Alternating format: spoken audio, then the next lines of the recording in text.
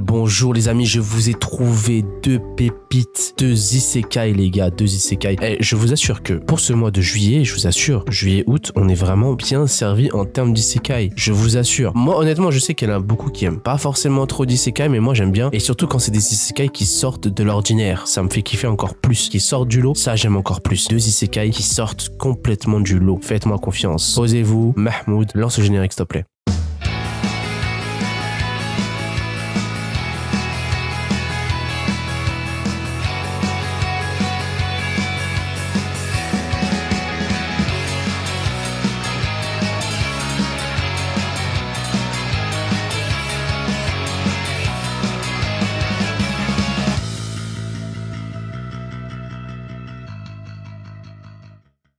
Donc là les amis, l'anime que je vous présentais parle d'un voyage scolaire, tout simplement, et de Touka Mimori. Retenez bien ce pseudo. Touka Mimori en fait c'est un lycéen banal les gars, voire presque invisible, alias Kuroko, mais soudainement ils vont être transportés, lui et ses camarades, dans un autre monde. Et selon les dires de la déesse responsable de leur invocation, tous ont été invoqués afin de devenir des héros chargés de protéger le monde où ils ont été invoqués quoi. Et ils vont tous recevoir une note en fonction de leur niveau de puissance, bien évidemment. La plupart de ses camarades sont des héros de rang A, S, etc. Touka n'obtient qu'un rang E. Ça vous rappelle pas quelqu'un, Sung Jin-woo? Le E c'est vraiment le plus éclaté au sol, c'est vraiment le dernier rang. En fait qui va lui valoir d'être exclu du groupe et jeté au fin fond des ruines dont personne n'est jamais ressorti vivant. Vous aurez compris, le mec il a une rang de merde, la déesse elle est hyper méchante, elle lui dit désolé t'es une merde, je t'envoie dans les ruines te faire tuer. Donc là il va être seul à la dérive dans un monde qu'il ne connaît même pas, il découvre toutefois ses compétences. Et c'est en combattant les monstres des ruines, qui sont d'ailleurs hardcore, qui va découvrir ses compétences, qui semblaient pourtant inutiles au départ, mais pas du tout, ça renferme un puissant pouvoir les gars. Il va avoir deux pouvoirs dans ses ruines, ces deux pouvoirs vont tout faire, je vous dis pas c'est quoi les pouvoirs, vous allez voir par vous-même, et il est bien décidé à se venger de tous ceux qui l'ont trahi, donc c'est-à-dire ses camarades de classe, la déesse, etc., etc. Il va vouloir se venger, il a une vengeance, il pense qu'à ça. Là vous allez me dire, l'anime c'est quoi? Failure Frame, I became the strongest and annihilated everything with low level spell. De plus en plus long. Nous sommes dans un genre seinen, isekai, fantasy, action, aventure. Ecchi, bon, c'est vite fait, c'est vraiment minime, donc vous inquiétez pas. Donc l'anime est sorti le 4 juillet 2024. Il y aura un total de 12 épisodes. L'anime est disponible sur Crunchyroll. Pour l'instant, pas de VF. Le studio d'animation Seven Arc. Donc c'est pas la première fois que je l'entends, Seven Arc. Je vais vous dire la vérité par rapport au studio d'animation et par rapport à l'animation en globalité. C'est vrai que les premiers épisodes, vous allez voir, il y aura un peu de 3D. Bon, moi je vous assure, je déteste la 3D. Dans les animes, je déteste la 3D. Je trouve ça complètement moche. Et je pense que je suis pas le seul à penser ça. Ne vous inquiétez pas, ne vous arrêtez pas au premier abord. Dès que vous allez voir un peu de 3D, vous allez voir que petit à petit, il y en aura de moins en moins au fil des épisodes. Heureusement d'ailleurs, parce que franchement, c'est un bon anime, c'est une bonne histoire. Ça serait un peu con de tout gâcher avec la 3D. Voilà les amis pour cet anime.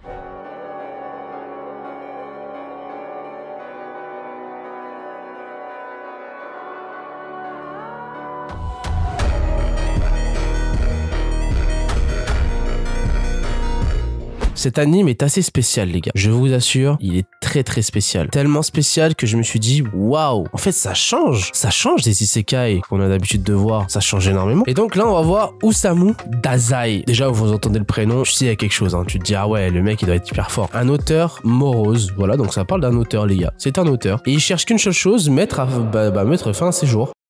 Oui, c'est bien ce que tu crois. Aux côtés de Shizuku Ohta, ça a bien aimé. Ils voulaient mourir tous les deux et d'un coup ils vont être transportés dans un autre monde lors d'une énième tentative de suicide parce que c'était pas leur première tentative. Vous avez vu déjà là ça commence bizarre. Tout autour de lui, ils vont découvrir un univers tout à fait singulier qu'ils n'ont jamais vu. Donc forcément, Osamu Dazai quand il va se faire téléporter et Shizuku Ohta, ils vont pas se faire téléporter au même endroit. On sait pas où elle est sa bien-aimée en fait. Donc c'est lui qu'on va voir directement se faire téléporter. Donc il va se faire téléporter, il va chercher un peu partout, il va se dire mais allô ma femme? Mais du coup il va pas l'avoir, donc il va vouloir encore plus se suicider.